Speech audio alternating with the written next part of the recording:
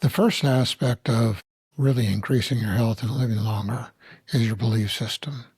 I personally grew up in a vacuum of overt narcissism, control, manipulation, just a ton of abuse. It was really, really bad. And it's obvious that that's not very healthy. I was also in a keep up with the Joneses neighborhood, and I was about 11 years old, and I looking at that going, I don't want to live this way. So you start looking around to see what kind of belief system actually sustains life, promotes life, and gives the richest life. Lord got a hold of me in my late teens, and life's never really been the same ever since.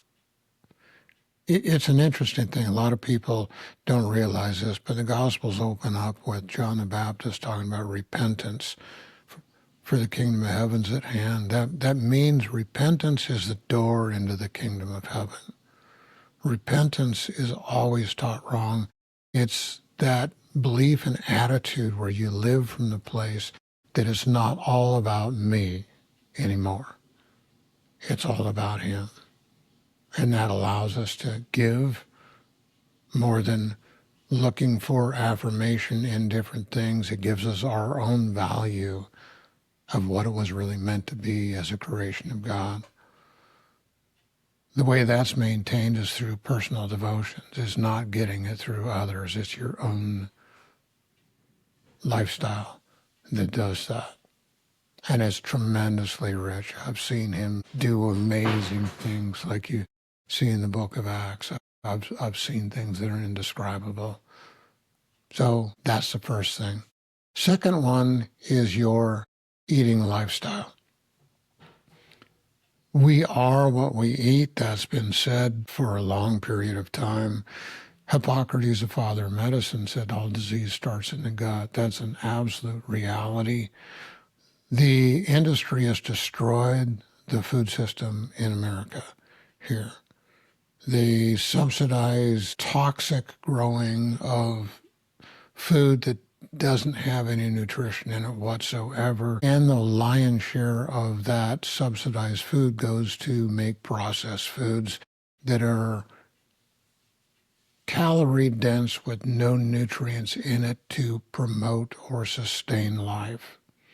So we really need to get back to a good agricultural base of locally grown foods that are ripe within their seasons. Every healthy society out there that doesn't have disease, 50% of their diet's vegetables, and you can't get around that. So locally grown at your local farmers markets are the best place to get the best sources. That's where you can find the cleanest meats. That's where you can find clean eggs that are actually good to eat. You can actually eat nutritious food. You ask the farmer how they feed their plants. If they say, I don't feed my plants, I feed my soil, you found somebody who's actually going to have nutritious food. You can ask them how they do that, because there's a few tricks as far as that goes. You don't want things even with organic herbicides and pesticides on them. Those just are not healthy no matter what. The organic ones are as toxic as the other ones. And the last one is activity. The brain is like a muscle. The more you exercise it, the more alive it is. And the physical body, the more you exercise it, the healthier it is.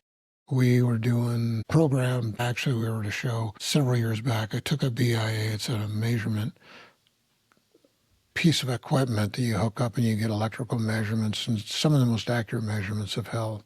The people that exercise the most and even had a very unhealthy eating lifestyle had the highest health that there were. So this is a huge factor. You got to stay busy. You got to stay active. Keep your mind active. That's what keeps everything fresh.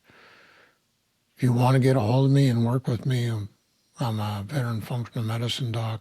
It's at hello.healthfullyu.com. I'll post that in the chat. Thanks. Have a great day. Bye.